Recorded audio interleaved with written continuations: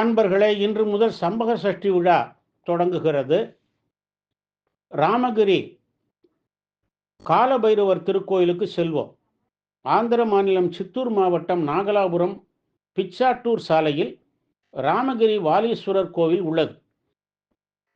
இந்த ஆலயத்தில் முதலில் தோன்றியவர் ஸ்ரீ காலபைரவர்.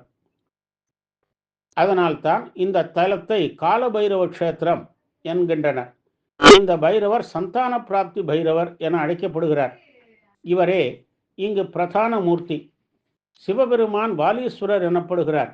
இவர் எதிரே ஆஞ்சநேயரும் நந்தியும் திருக்காட்சி தருகின்றனர். இறைவி மரகதாம்பிகை, தலவிருட்சம் அரசமரம். வாலீஸ்வரர் எதிரே ஆஞ்சநேயர் இருப்பதால் பிரதோஷ வழிபாடு இங்கு இல்லை.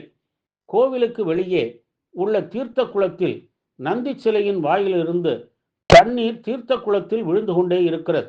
காலபைரவர் தன் துணைவி ஸ்ரீ காளி தேவியுடன் எதிரில் நாய் வாகனத்துடன் 5 கோஷ்டமூர்த்தங்கள் உள்ள தனி கருவறையில் அருள் புரிகிறார். கையில் சூலம், உடுக்கை, கத்தி, தண்டம் ஆகியவற்றை வலது 4 கரங்களிலும், அங்குசம், பாசம், மணி, கபாலம் ஆகியவற்றை இடது 4 கரங்களிலும் கொண்டு காட்சி தருகிறார். கோரை பற்கள் கொண்ட முகத்துடன் சூரியன், சந்திரன், கங்கை உள்ள ஜடாமுடியுடன் தென் திசை நோக்கி எழுந்தருளி உள்ளார். பாம்பனை பூணலாகவும் அரஞானாகவும் அணிந்துள்ளார். இரும்பு கிண்ணத்தில் நல்லெண்ணெய் தீபமேற்றி காலபைரவரை வழிபட சனி கிரகத்தின் தாக்கம் நமக்கு குறைந்திடும்.